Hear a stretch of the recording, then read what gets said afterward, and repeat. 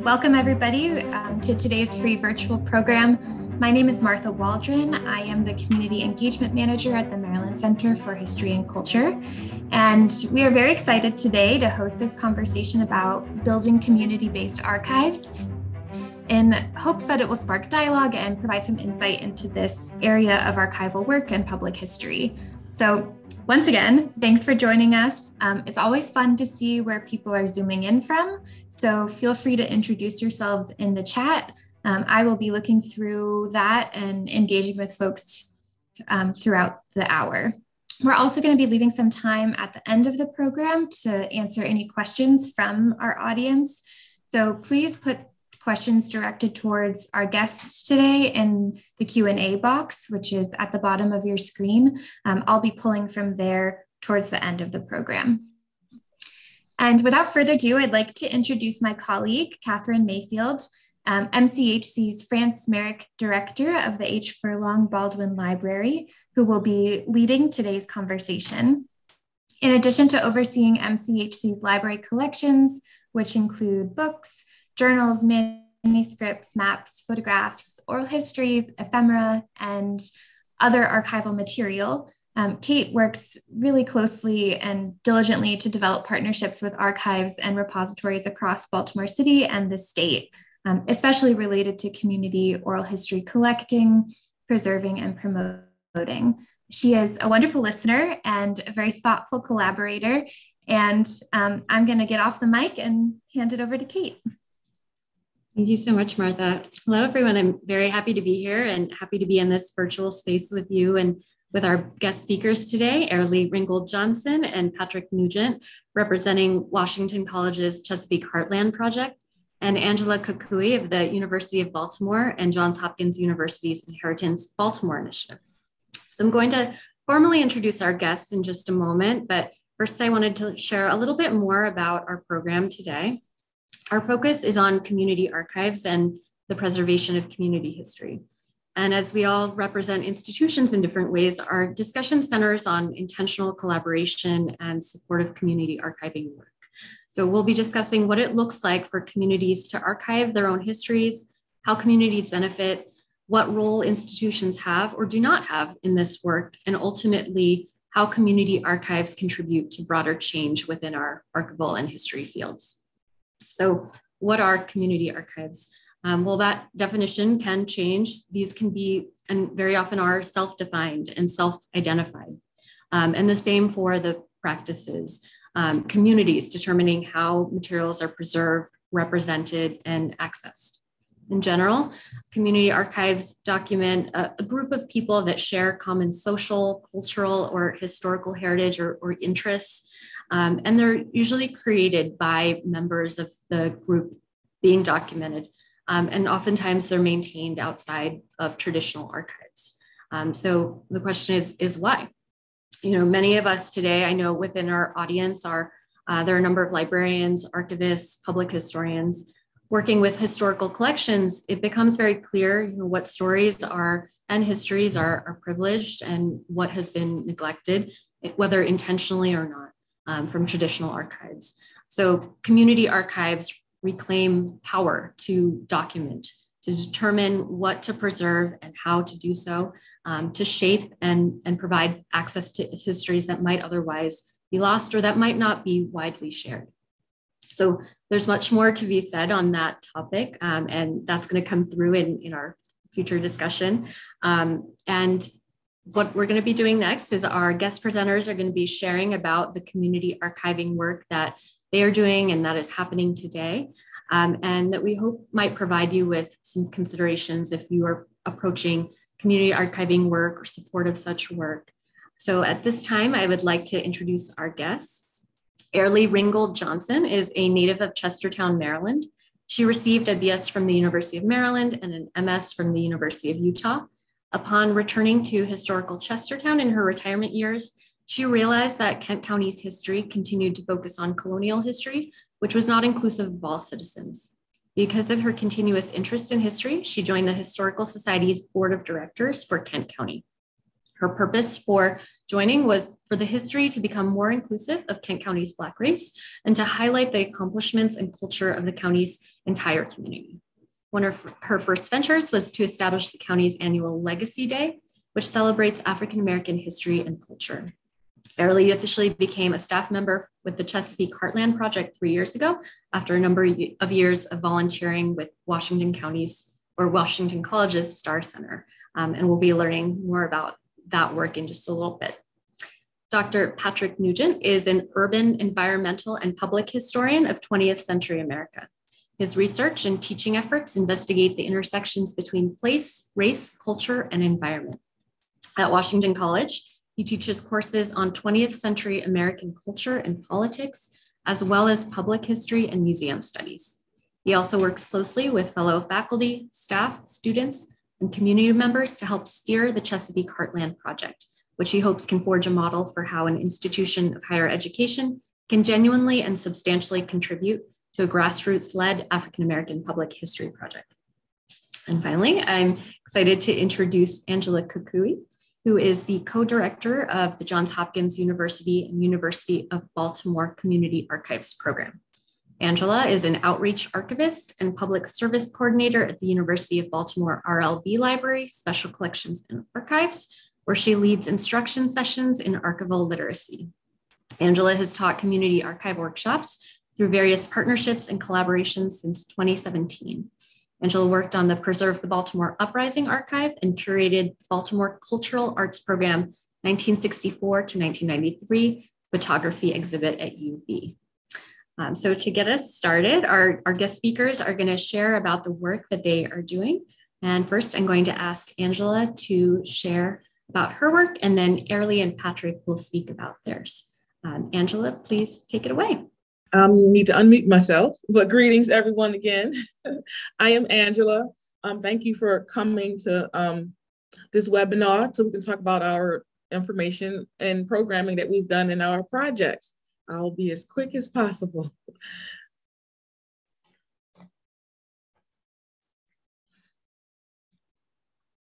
So for me, I like the question, what is community archives? Community archives does mean different things for different reasons, but it's always about connecting to a community or access for a community. So I always like to keep that in mind. But for community archives, for me, was actually personal. I found this particular photo in my mother's house while I was cleaning it out. She had passed away. And on the back of it had Robert Brett Chapman's name on it. He was a photographer. And for years, I was chasing around trying to figure out who is this person and where did this come from, which led me to University of Baltimore Special Collections and Archives. And there, Robert Brett Chapman actually left his whole collection of photography at this repository. Before I arrived here, actually, someone gave me his name and number, and I actually spoke to the donor for about 6 hours and never met him. So that's how it led me here to the archives, and I've been here ever since. In 2014, I was a part of the community before the community archives program. Ben Blake and Aiden Faust reached out to me. They shared a lot of information with me and resources about the photo that I had. It was part of a program called Cultural Arts Project. And they actually facilitated a reunion of that particular program.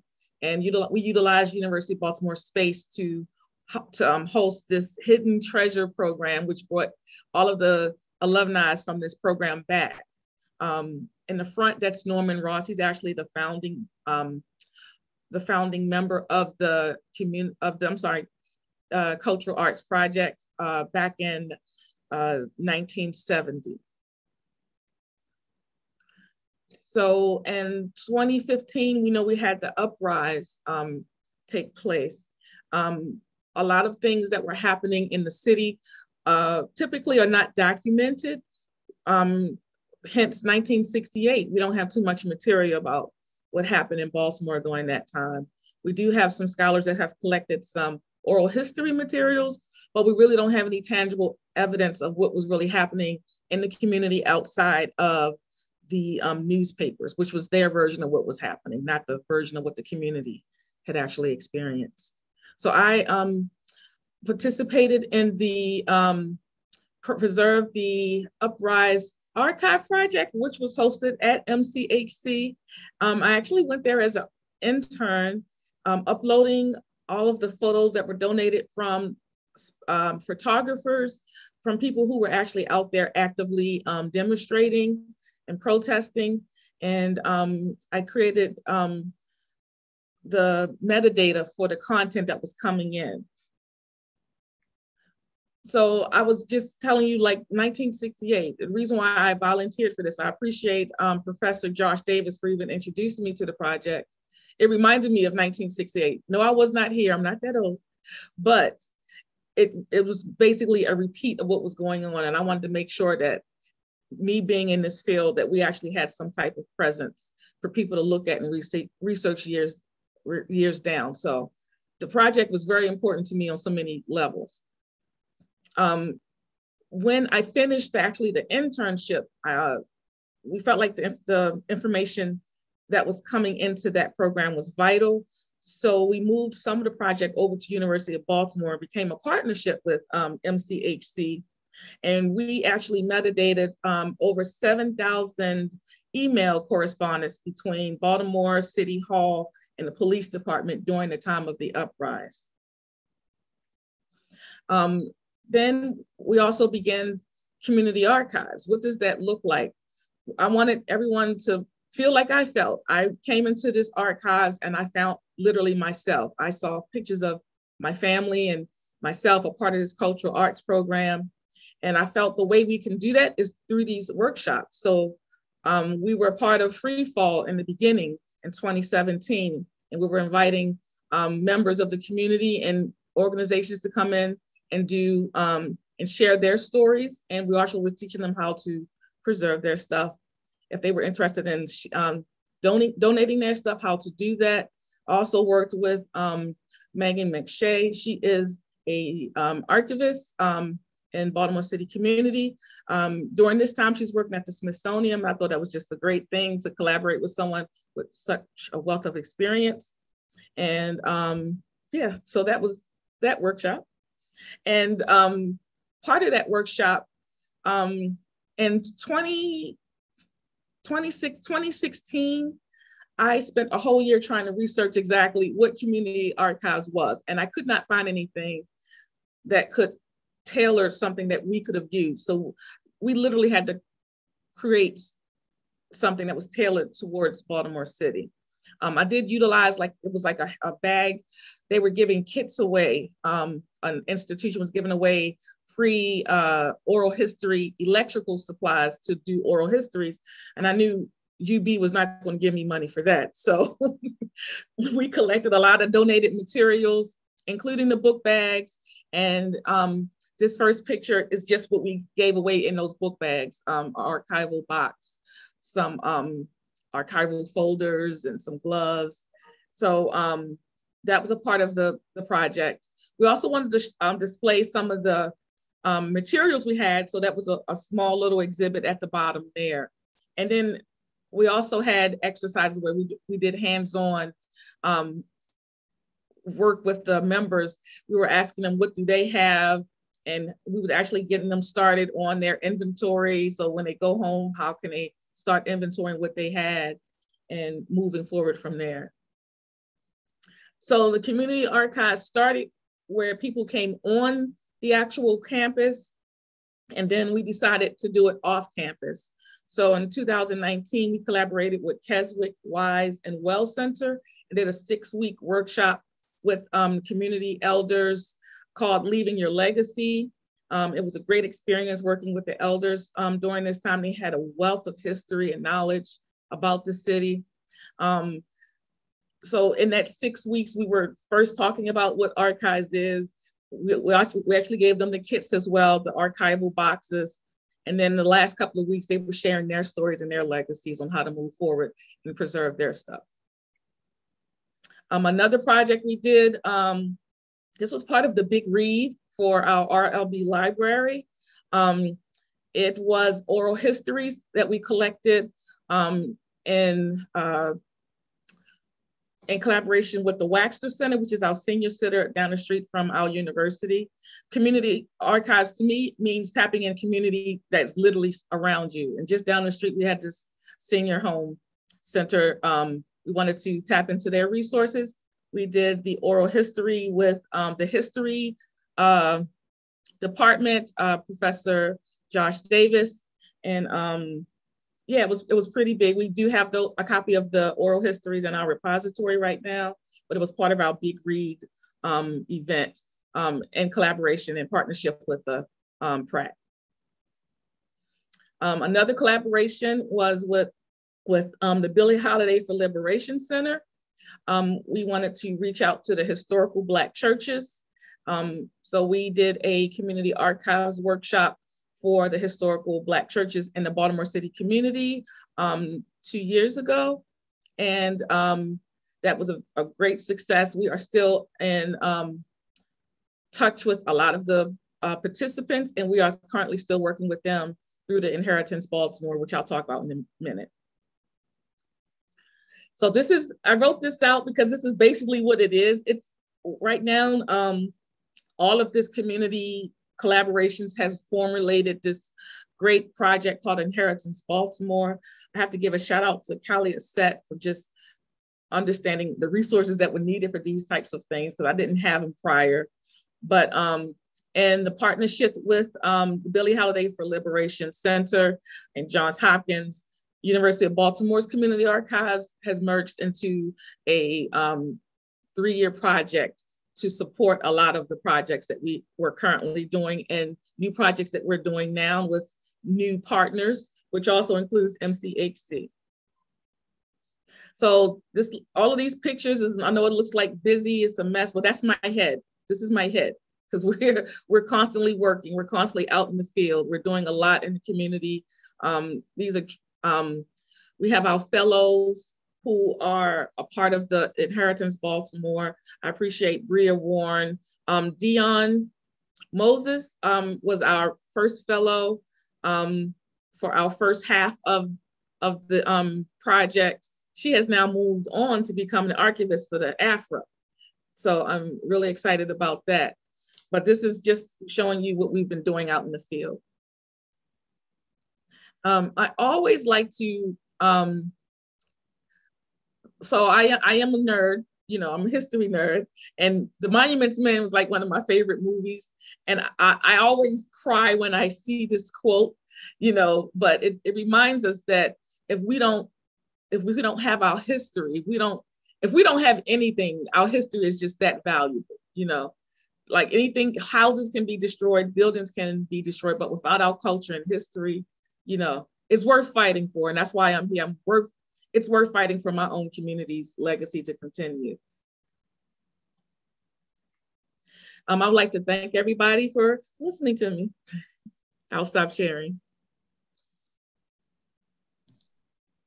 Thank you so much, Angela. Great partnerships, but ultimately, most importantly, great work that is happening for communities. And we're going to talk more about that impact in a little bit.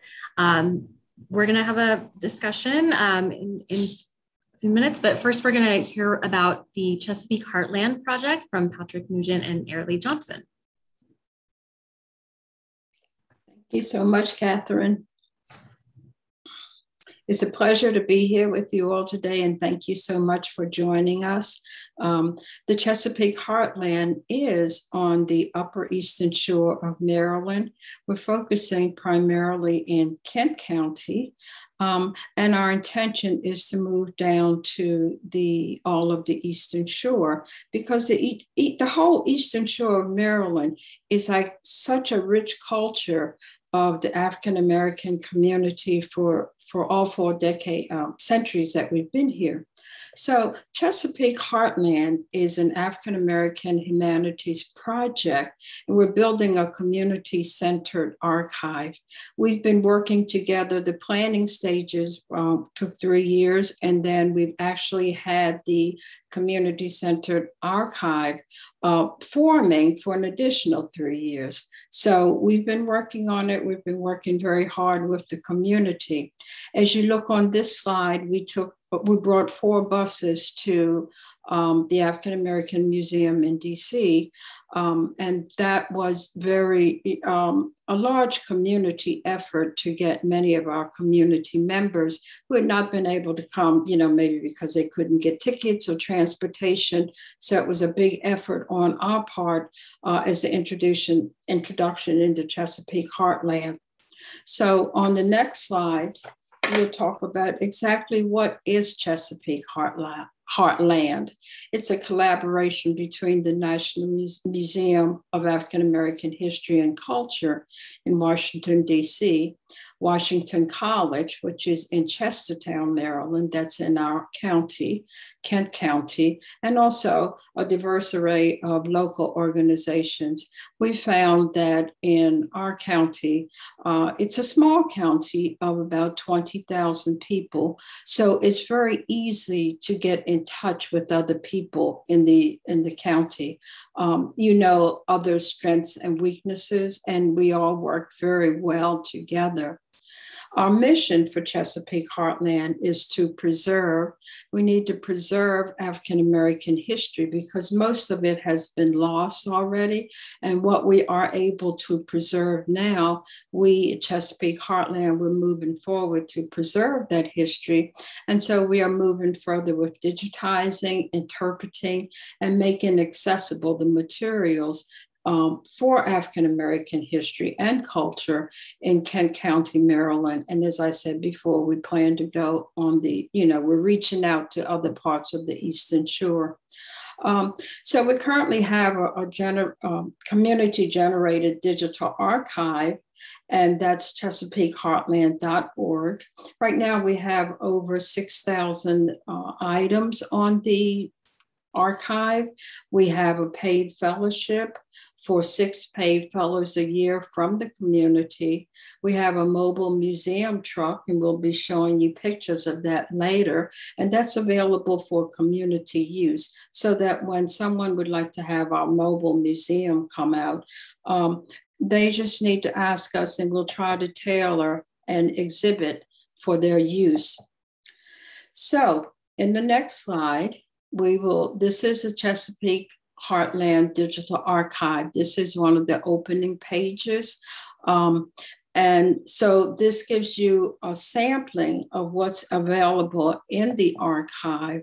I also want to say that gentleman in the center there is my great-grandfather, and the picture below would be his children. So in the beginning, we worked really hard. We started right around when COVID started, and I used a lot of my pictures that I had. And then we moved forward, and in the next slide, you will see this is a reward for an enslaved man. His name was Amos. We found this in one of the attics of one of the older colonial homes that was being torn down. So we had about 200 exhibits from this collection. And this is just one sample of all the original documents that we did find. And then in the next sample, this is a very genteel young woman, and we are not aware of her history. The picture was found as someone was renovating a home in between the walls. And so we continue to use her as an example of how we're working with the community to help us to identify some of the names of people that we may not have. This was around 1870, so we're still extremely hopeful that someone will come forward and go, yes, that is my great-great-great-grandmother. In our next slide, we're giving you a sample. I just want to let you know of many of the pictures that's in our archive. This is a picture of the men working together. They were getting ready to harvest corn, and they wrote this metadata on the back, and the man with the jug, they made sure that we knew that was water and nothing else. So that's kind of interesting for us to find that. The next slide, we have a lot of, well, first let me say Garnett High School. This is a yearbook from Garnett High School. Garnett was the Black high school in Kent County. All the counties on the Eastern Shore they had one African-American high school. And so Garnett's the one in Kent County. And we do have just about all of the yearbooks that were produced from Garnett High School. So we're very proud of this collection. And on our archives, you can actually flip through all of the pages that's in the yearbook. So that's another one of the things in our collection. So this is a picture from Vita Foods. Vita Foods was the main employer for African Americans for a long period of time in Kent County. We all know how difficult it was for us to find employment, and we only had certain options or places of employment where we could work. So we have a huge collection from Vita Foods. And this is a sample of the many people that did work at Vita Foods. There's a lot more in our archive. We are very musically inclined and gifted group in Kent County. And this is one of the famous groups, a men's singing group called the Sensational Stars of Kent County. They are still in existence. They started in the 50s. Many of them have passed away now, so there's just a small group now that's available. But we do treasure these pictures when we come across them. In the next slide, this is our gospel music recording that was given to us. The person that gave it, she used to be the Kent County Arts Director, and she has so much information, it's hard for us to really wrap our minds around all that she's able to share with us, starting from the 50s when she was first came to Chestertown. The next slide shows when the Freedom Riders came to Chestertown in 1962, a man's carrying a sign saying, "I can go to war, why can't I go to eat?" At that time, as in many areas of the country, the restaurants were segregated and it excluded African Americans from attending. So in the next slide, as we went through the go through the Black Lives Matter movement, we realized that yes, at Chesapeake Heartland, we're working on preserving previous history, but right now we have history today. And so we created a new section called History Now.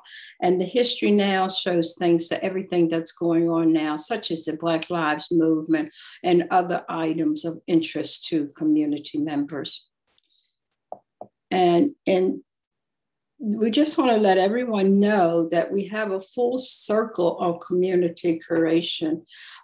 We actually sit down and start talking with community members to help them decide what they want to have digitized. You know, many of us have hundreds of pictures, and this is one slide where one of the college students is working with one of the community members to decide what she wants to have preserved out of her history.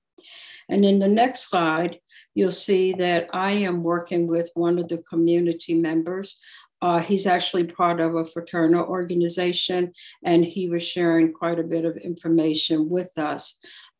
Sometimes it's hard. We ask community members to give us like 30 to 50 pictures that best describe their life's history or what's most important to them. And I'm helping one of the community members do that. Now, in this current slide, we know that there's a lot of photos that have been given to us, but they were given to us by younger community members. This is a group of seniors, community members coming together once a month. We serve lunch and we go through a lot of pictures that the younger members that gave us these pictures, they have no idea, but we do know that the older community members, many of them are able to identify people in the pictures. We also have, in the next slide, interpretation of materials.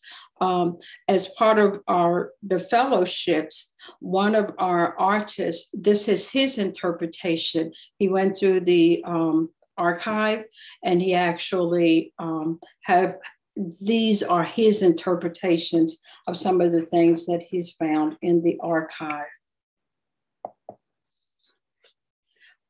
This next one, we have this is called part of the hip hop time capsule. And we have it's a summer program for high school students to work with college students. We call it the hip hop time capsule. And students, the high school students, actually explore our archive, and they create music and poetry. They put it all together, and it's recorded. And then they present on the right, they're doing the actual recording, and on the left, they design album covers as well. So it's a process throughout the summer that lasts about 6 weeks, and it's a very, very enlightening program for the young people, especially the high school students, to work with the college students. So that's really cool. Next slide, it's the truck. I was talking about the humanitarians truck that we have, and we actually take the truck out to the community. This is one of our exhibits that we are presenting. And on the right, you will see a lady actually pointing out the people's names. We did not know their names in that picture. And this one lady came up, and it's always exciting when someone in the community comes up and goes, yeah, I know, that's so-and-so. And that's what she's doing to us. On the left side, you'll see part of the Black Lives Matter mural that was painted on the street. When you go inside the truck, these are two of our college students, and they are actually, we always have an interactive question. So when people come in, there's a question for them. Before they look at the exhibit inside, there's a question for them to answer. And in this particular case, we had an exhibit on artists, on musical artists. And so the question was, name your favorite Black artists, and you can see all the names. And that gets people involved as soon as they walk into the truck. And then on the right side, we have some of the high school students giving their interpretation when they were going through the hip hop time capsule. And on the next slide, that is the picture of the truck on your left side.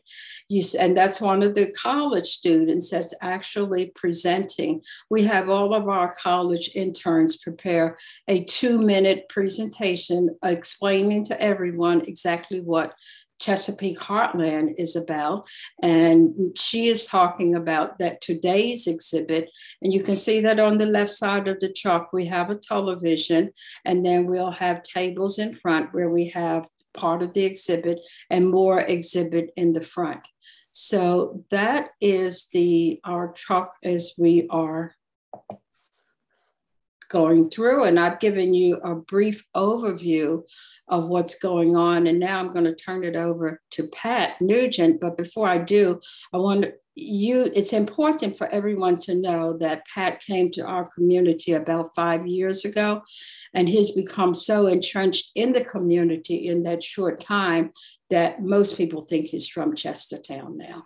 So I just wanted to pass that on and how important it is to get involved with community members.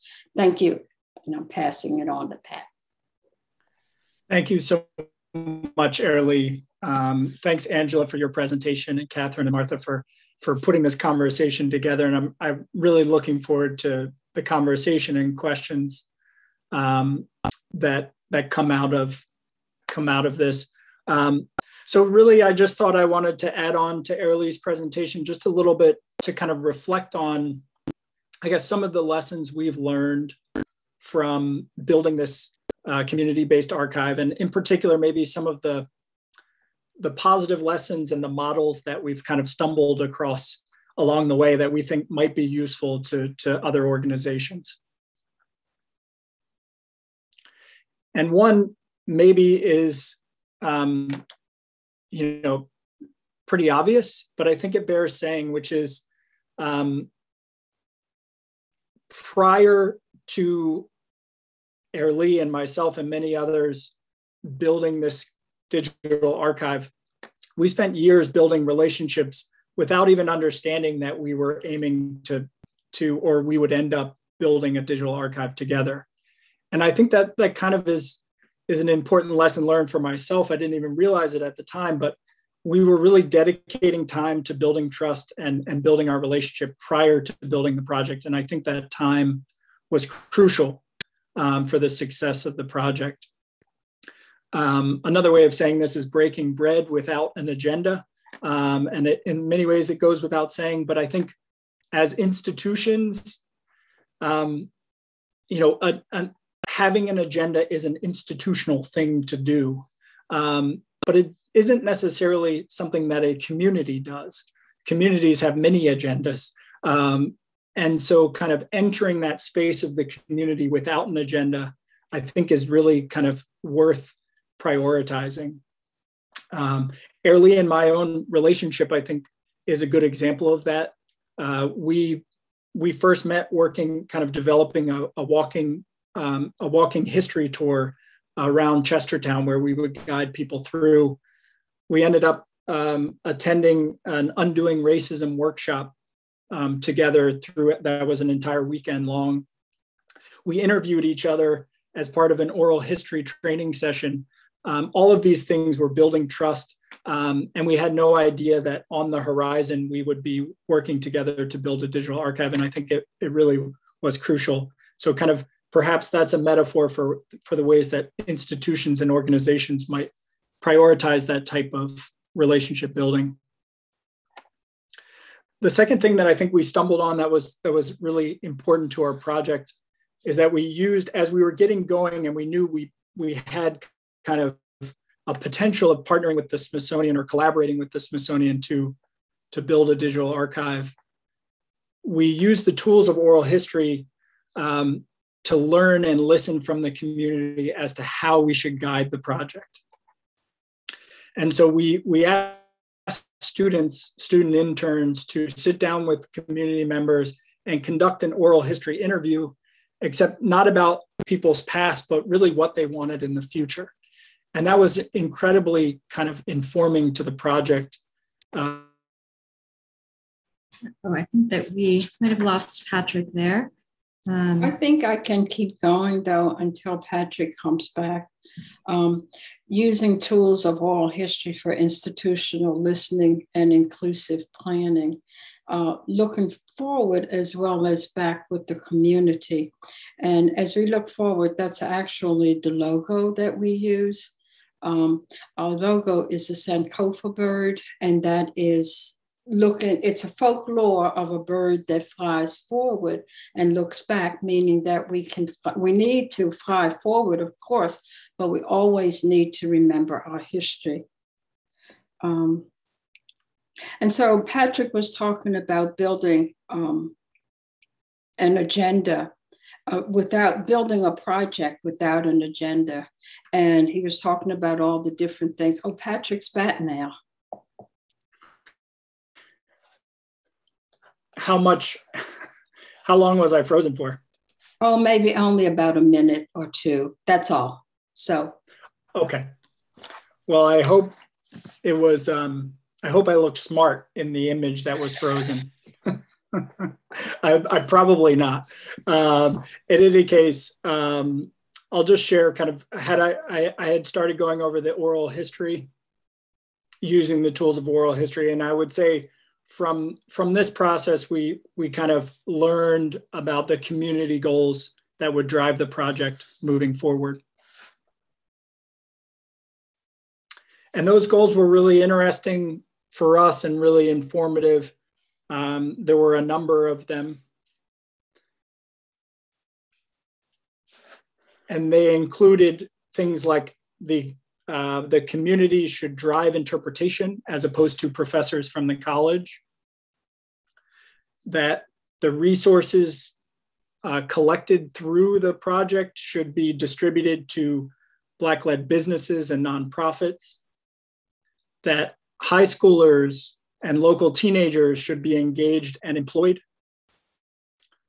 and that the project should seek to document joyous experiences along with injustice and activism, which I think was a really important insight for us as well.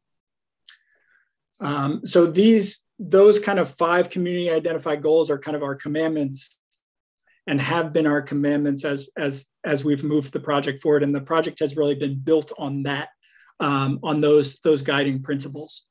They were incredibly informative, and that process also, in addition to gaining those insights, also I think was important at signaling that this project was really going to step back and listen and follow the community's lead. And that kind of signaling across our staff as well as across the community, I think was really important.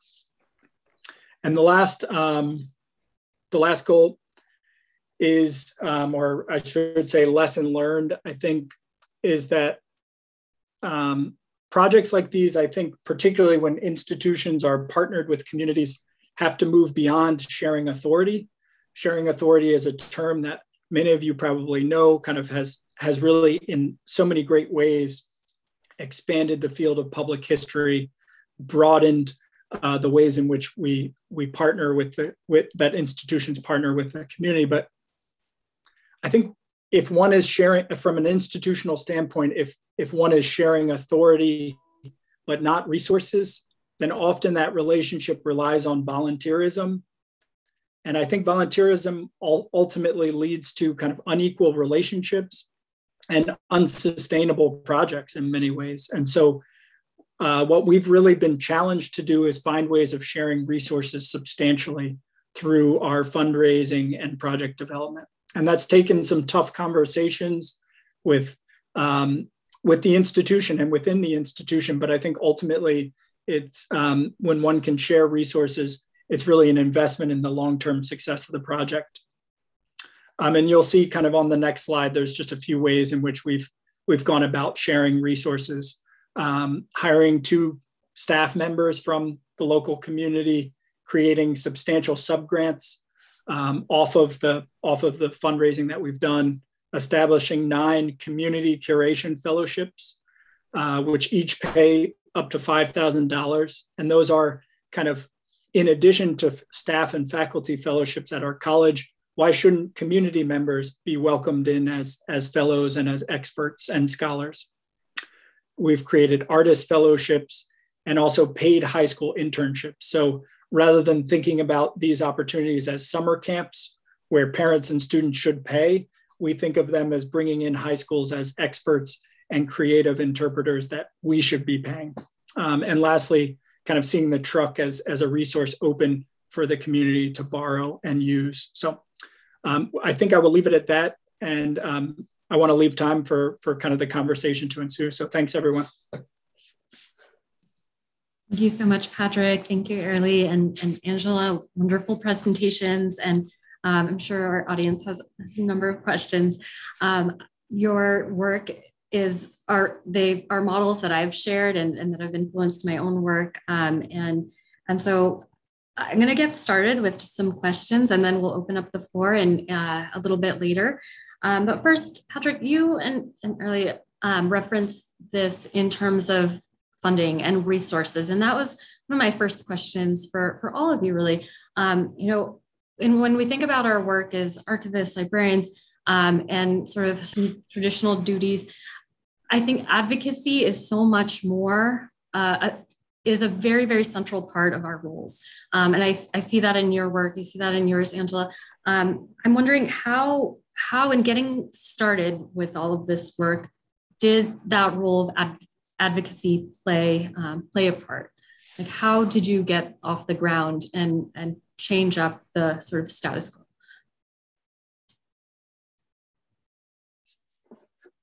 Airlee, did you want to take that? Or do you want me to? I'll let you have that one, Patrick. Okay. Hopefully you can follow up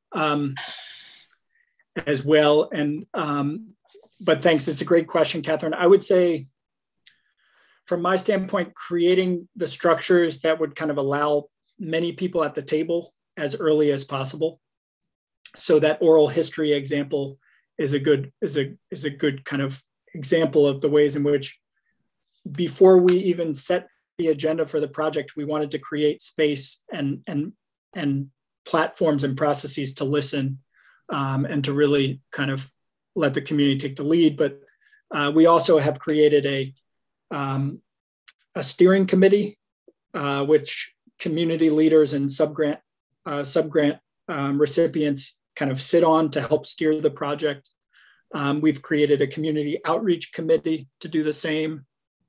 And so those types of kind of creating those structures are laborious. They take a lot of time on everyone's part, but at the same time, they bring important community leaders to the table in ways that they're interacting with college leadership at the same time. And so I think that's really important. The other thing I'll say is, in terms of advocacy, is it takes place in kind of advocacy is not always the most exciting. You don't get front page coverage. It takes place in boring email exchanges, right? That take an hour to craft and that you're to send to superior institution. And I think that type of advocacy, where you start to question kind of the ways in which might be making decisions or creating processes, and just kind of sending these emails that kind of are consistently asking those questions. I feel like that's where advocacy works. And I feel like there could be a book about emails that were like anti-racism or community advocacy emails sent. And I'd love to kind of see the ways in which people are doing that through their institutions. Thank you, Patrick. And Angela, in the archives, I know that discussion about resources and limited resources is ever present. So how did that work for you in beginning your community archiving work with pulling together materials to make available for community archives? It started actually as me being a volunteer here. This was in 2013 to 2014, when archives wasn't as, community archives, even that name wasn't even as popular back then. I saw a need where the community needed to understand this. I was already running a nonprofit at the time prior to this. So I was tapping into the community anyway with these types of discussions about arts and humanities. But the way I connected it to the community was that I was sitting in the city hall meetings or the community neighborhood meetings. I would just quietly go in and sit down. And then I stopped being quiet and I went back to our archives and see if it was anything that we had that could help support what was going on. So I would go into these meetings. For example, Baltimore City has this group of community leaders that do a ceasefire every couple of months. I was going into the ceasefire meetings and sharing with them what we had, prior organizations, collections we have here at University of Baltimore. This is what you could utilize to maybe stronghold what you're doing right now, or maybe just to help you organize a little better.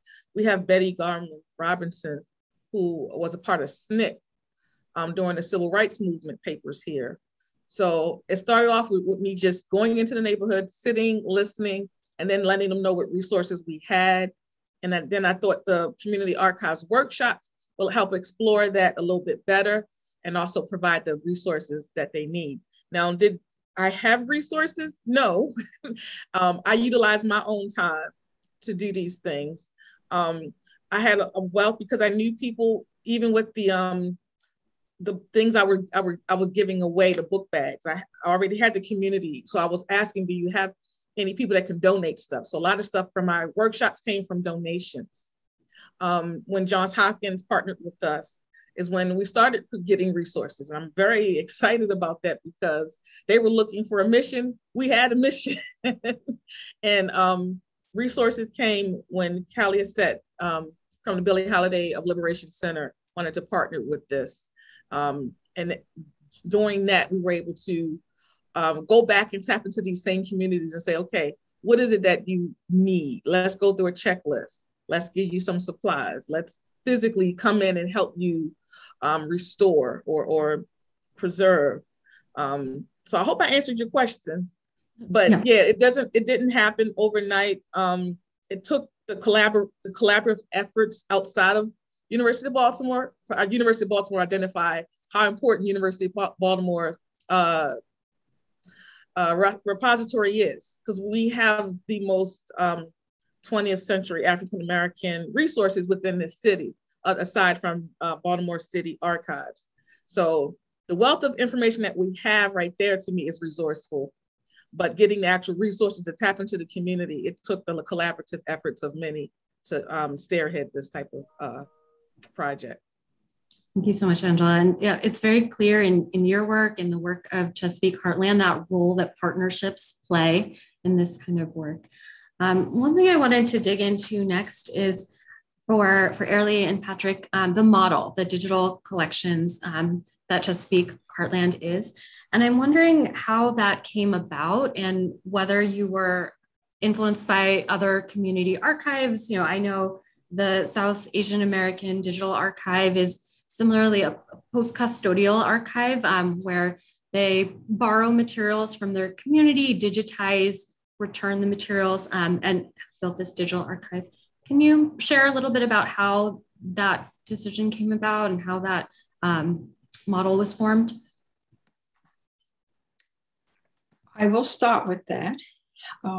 We hired or were able to hire a digital archivist, and she actually presented models to Patrick and Adam Goodhart, who's director of the Starr Center, and decided on a model where we would be able to collect items, digitize them, and then give them back to the community members.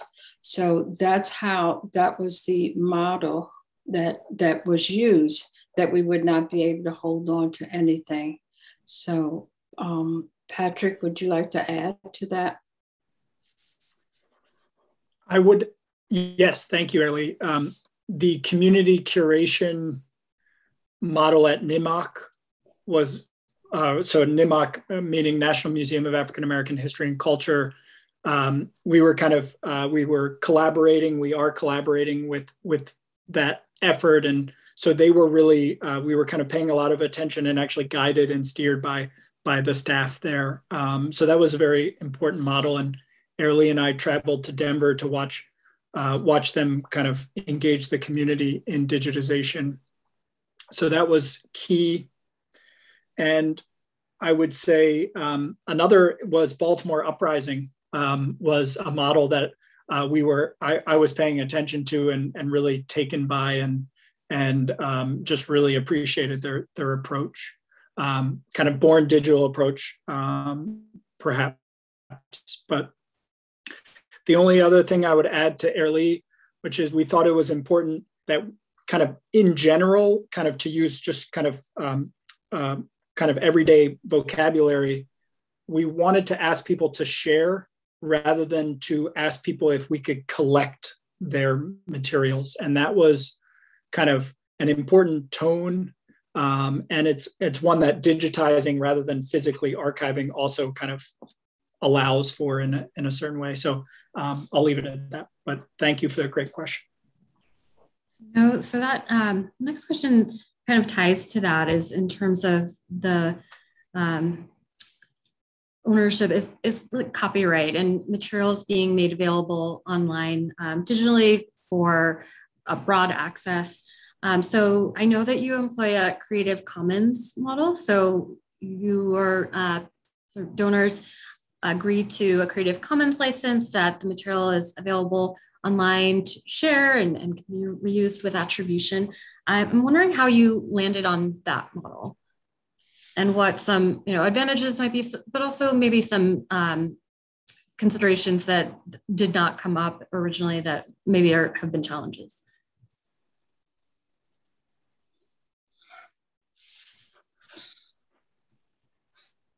I'll start again. We have a release form that we give to all of our community members when they share information with us. And in that form, it says that it will not be anything that they share will not be used for commercial purposes. And we continue to, when community members are a little hesitant, we assure them that, I guess we just get them thinking that if they do not share it, then what will happen to that history? And once they realize that that history is going to be gone, and perhaps someone else could benefit, or the rest of us could benefit from the history that they have, 90% of them are more than willing to share the information. So. Thanks, Airlee. And I would add, I think, so we decided to go not only with the kind of Creative Commons license, but also the kind of terminology that we were asking people to give us license to share rather than copyright. And we think that was a very important, it in no way really has limited our flexibility. But again, I think it's really kind of important. It's been important for a couple of reasons. One, signing over copyright seems more intimidating, rightfully so. But also some of the materials that community members want to share, it's very hard to figure out who has copyright over it. And so we actually went back. Our project is partially funded by Mellon, and Mellon has their intellectual property agreement asks for us to get copyright from those who are sharing materials. And we actually had a conversation with Mellon. That's one of those emails, I guess, that I was talking about, where we asked Mellon if we could shift the language to license to share, and they agreed and suggested it was something that other organizations were also signaling to Mellon. And Mellon's been a great partner on that front and is really kind of, I think, pushing the edge. So I would just add those kind of questions. The one other thing I'll add to Airlee's comment also is one of the ways we've worked with community members to overcome their justifiable skepticism is to say, you don't have to share everything. We don't want you to digitize everything. We want you to select things that you are comfortable under this agreement sharing and that you want passed down to future generations. And that, I feel like, is an exciting kind of question and challenge for everyone to think through, and it puts curation into the hands of the community. So I appreciate that as well. And that's something Airlee does beautifully with community members. I know that we're at 1 o'clock. We're going to go a little bit longer. I'm just going to ask one more question, then we're going to open up the floor. One question I want to ask is, how do you see this work benefiting communities? Like, how have you seen that in the students and community members that you've worked with? Did you want me to say something? Sure. Great. So I love the model that Chesapeake is utilizing, because it's giving the empowerment back to the community. I did it the long way. I wanted us to be empowered within the institutions and outside of institutions. We need to be represented within these institutions, which is why I went through the long haul of going through all of this process of becoming an archivist. So within the city itself, we're represented within these institutions. The community archives workshops have led a lot of community members to donate their collections to us so that we can share this information out. And it's just ironic that the people that was sharing this stuff with us have passed on. So if we would not have this stuff to, Betty Garman Robinson, she passed on last year, and we just processed her stuff like months before. Eva Anderson, she ran the longest running dance company in the state of Maryland, African-American woman. I literally went to her house and sat on her floor for her to trust us. And then she passed away 3 weeks later. So we've been presenting her stuff in forms of curation and exhibits and digital exhibits online. So identifying that we not only need to keep our stuff in our community and also give them ownership, but we also have to understand we need to be valued both in and out of these institutions. And acknowledging that we can bring more people, more students, more high school students. I wanted to start from elementary school. All of the things that we're doing, eventually, I would like this to be a part of a local history curriculum so that the kids understand the value of where they're from and who they are. Because that's not, I mean, this is not a small town. This is a huge city with a lot of other agendas in place, and everyone's neglecting the heritage, which is something that all of the community needs in order to understand their value. So mine is a little bit different. I wish I had we could go around and try to do this type of framing, but I'm trying to get the institutions to understand you need to be out there and your reparation of not even having this, supporting these particular initiatives. Rather, they want to have their collections there or have their stuff scanned so it can be accessible to many. Thank you so much, Angela. Well said. Patrick and Airlee, do you have any comments you want to add? I would like to add that sometimes when we have the truck out with exhibits, oftentimes we'll have different family members that are represented in the exhibit. And you will have other families come up and they'll say, well, we have pictures. And so that is their motivation to actually go back to their collection because we find that they want to be represented also.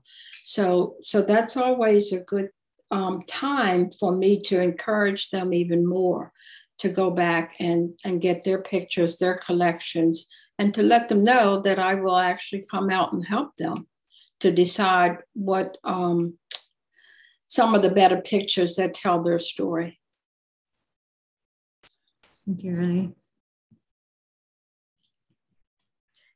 Thank you all. This was a very ambitious timeline for clearly a really important and interested conversation. There's been wonderful resource sharing in the chat. Thank you to everybody who's tuned in. We clearly can, I think, learn so much from each other and the models that have been shared today. I'm going to hop into the audience Q&A and see if we can just get to a few of those. Thanks to everybody who have hung on a little bit longer than our hour program. Really appreciate your time. So one of the questions I'm going to try and address two at one time. There are some questions about encountering hesitancy within the community to donate their material or allow it to be digitized, especially when it comes to not knowing how it's going to be used. Have you experienced that yourselves in your work? Do you have any advice for getting that community involvement? I know you spoke to a lot of initiatives that you have, but really that starting point, I think, is what people are curious about, and the hesitancy that may be attached. I can start with that one. I guess because I'm on the front lines often and working with community members, there's a very small percentage of community members that are hesitant. But I think the one thing that Chesapeake Heartland has done is that community members, as community historians, me being one of them, the two historians that were selected were totally entrenched in the community. And the community members trust us. And that takes us a long ways in beginning to get the community members to actually share their history. And the ones that have had difficulties in sharing, I remember specifically one couple said, why should we give our information to a white institution that hasn't been very open to us in the past? Well, the institution is trying to change that image. And also I was able to direct her to the many resources that we have shared with the community in terms of the ones that Patrick just mentioned. And we've talked about the fellowships that we have, the internships for the high school students, carrying the bus to DC, and we're getting ready to carry another one to Alabama. So we are always able to show the community that we are giving back to the community. It's not just profit for the institution, but it's like reparations back to the community. And they don't need to go far to look to see examples of what we have done to give back to the community. Thank you, Airlee. Angela, do you want to add to that? The same thing as Airlee. I am from the community. I was a part of the community running a nonprofit. When I came into the actual institutions, I've always been persistent, and I've always been very vocal on my bias for being here. And then when we partnered with various institutions, yeah, we do get that. Well, I'm not working with Johns Hopkins, or I'm not working with this, and I'm not working with that. And I'm like, but those institutions would not be able to thrive without this community. So as much as you want to be separate from them, they receive benefits for you being here. So you need to acquire those benefits in return. So I did in the beginning have a lot of people questioning what it was, and was I working on behalf of an institution and why? Only thing I can tell you is I was persistent. I was very persistent in the agenda and the mission, and my integrity is very important in this community. So we just keep that relationship intact. Like you said, we have a wealth of, like Airlee said, we have a wealth of programming and stuff that they can see that we've done with no grants. And now having this grant just extends that resources out much greater. Thank you. And that's a nice segue. I think there are a lot of folks who joined us today who are maybe at the beginning stage of this process of community collecting and are really curious about funding. Obviously, those resources are necessary for that scaled up model that we see at Chesapeake Heartland and also with Inheritance Baltimore at your current stages. But if anybody would be willing to share more about where you might have acquired funding, how you've acquired funding, what has been useful, and if there are any resources that you can mention for the folks who are tuning in. I think we both have acquired resources from the Mellon grant. But for me, I think the collaborative partnerships is more valuable than the funding, because those grants are not sustainable. The relationships are much more sustainable than the actual funding. And I believe once those relationships are intact, the funding will continue to come, because they want to see us in collaborative efforts and actually see something happening within the communities, and not just large institutions monetizing off other people's issues or needs.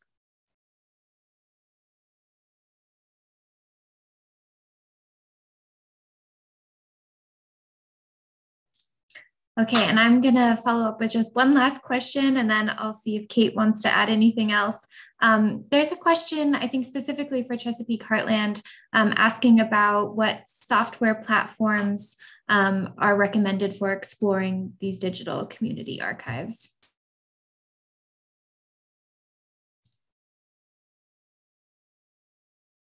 And I see that Patrick came on and off, but so I'll repeat the question, and Angela, please feel free to chime in too with your experience with Preserve the Baltimore Uprising, but a very practical question about what software platforms you recommend exploring for digital community archives.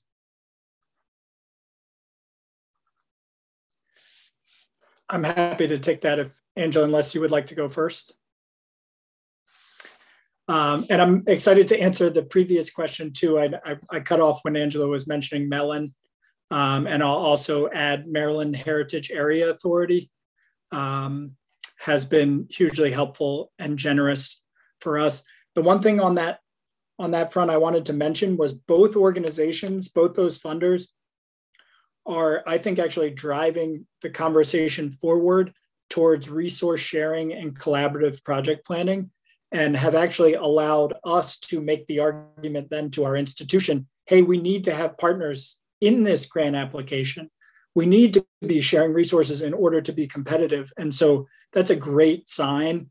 But it's also, for folks listening, it's a good fundraising strategy, but also in my opinion, the right thing to do as well. So I just wanted to add that. And then we use Collective Access, which is open source archival software designed by Whirligig, and have really appreciated that. And then we use Squarespace for the website, but Collective Access for the digital archive. Just one thing to add on to that, the Preserve the Baltimore Uprising Archive is hosted through a Omeka platform. Okay, so I'm going to just ask one last question. This is a good one to leave us on, which is, how do you see community archives contributing to broader change within your own organization or within the broader archival discipline? I'll say that from your models, those have influenced our work in the sense of, some of our deed of gift, for example, evolving flexibility, not requiring transfer of copyright, having that be an option, but also allowing that flexibility for that shared ownership and donors maintaining copyright if they want to, as well as evolution with Preserve the Baltimore Uprising Archive in Creative Commons licensing. There was a change for that in 2020. So those are just a couple ways that I see community archiving work influencing, as well as broader discussions about funding, resource sharing, and partnership. How do you see that change within your organizations that you work for or the broader discipline?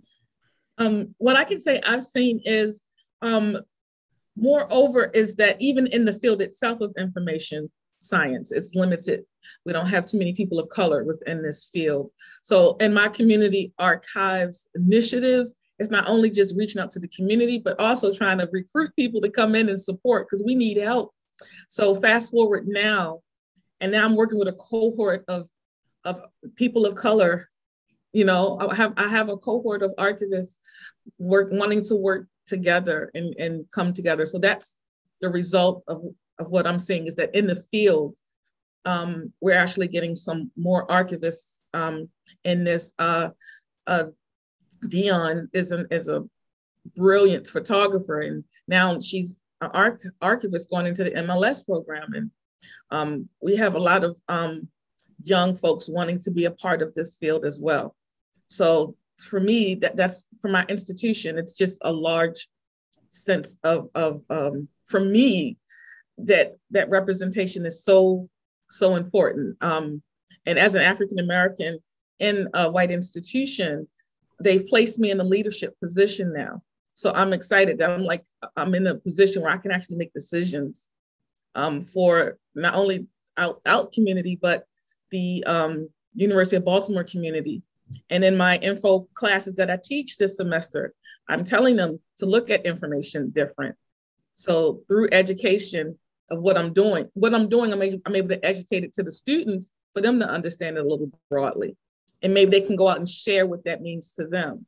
Because it shouldn't just rely on just the archives to be the voice of the community or community archives. I think everyone needs to understand how important this is, how important information is, and how it's disseminated amongst the community. Thank you, Angela. I'm always encouraged with how much pride the community is taking in the archive that we have. They are very interested, and I get calls about some things that possibly need to be changed, and that's good because that means they are actually looking at the archive. I get additional information that people want to share with us.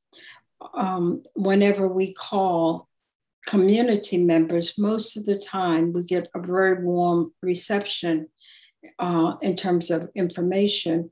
So, and the other thing that I see is that many of our fellows and interns are able to use Chesapeake Heartland as a stepping stone to move into the next realm of historical information and archiving it. And that's always good when whatever research they are working on, they're able to use Chesapeake Heartland as a resource to show the work, to demonstrate what they've already done, and possibly able to get additional funding for their projects when they want to take it to the next level. And that's really exciting to see the fellows branching out, the community members branching out, to understand that, yes, we can make this happen. We have this idea, but it doesn't have to stay in our heads. If we move forward, we can possibly get funding. So. Thank you, Airlee. Patrick, thanks, Angela and Airlee, for those kind of wonderful reflections. I just wanted to add one other, I guess, note, which is in some ways, right, community archiving is, it's challenging. And this is something the five of us have discussed earlier in our kind of pre-meeting notes. But it's challenging kind of best practices in the fields of archiving public history, oral history, because in some ways it's inherently messier, and it's going to be in some ways less organized, less top-down structured. And so the kind of older best practices that were created often in the 80s or 90s perhaps don't quite fit the model of community history archiving. And so I'm seeing in all of those fields these kind of conversations coming up around kind of questioning best practices or broadening our approach to them. I think for me, it makes me think, and I think this is where it's moving, like rather than best practices, we should be sharing kind of the most perplexing questions. And then what are frameworks for approaching those challenging questions that we're all bumping up against. And I'd love to hear from others about those challenging questions and the way in which they're trying to solve or approach them, because I think that would be hugely informative for our project as well. So absolutely, a great reflection. Thank you so much, Patrick. And believe in putting aside that best practices point of view. And I'm so glad to have been in this space with you all and with our audience, because I think that network of people who are doing this work and knowing what the models are out there that exist, and knowing too that when you are working with a community, all communities are different. So despite the models that you see, you're going to be working with your community depending on what their particular needs are and their wants. So I want to thank you all so much for taking the time, sharing your expertise and your work today. And I know Martha is going to be following up with our audience with some additional resources. And Martha, do you have any last words? No, just again, thank you, Airlee, Angela, Patrick, for going over our time and for giving your time and expertise. There's a huge interest in the chat and some really wonderful resource sharing. And thanks to our audience for sticking with us throughout this as well. Like Kate mentioned, I'll be sending a follow-up email. This program was recorded, so we'll be sending a recording out at some point for you to rewatch, share with your colleagues, share with your communities, and learn from this. And then we'll also be, I'll add some of the links that were shared in the chat so that we can find them again and use them for more learning. So thank you all. Have a wonderful day, and so good to see you all. Take care.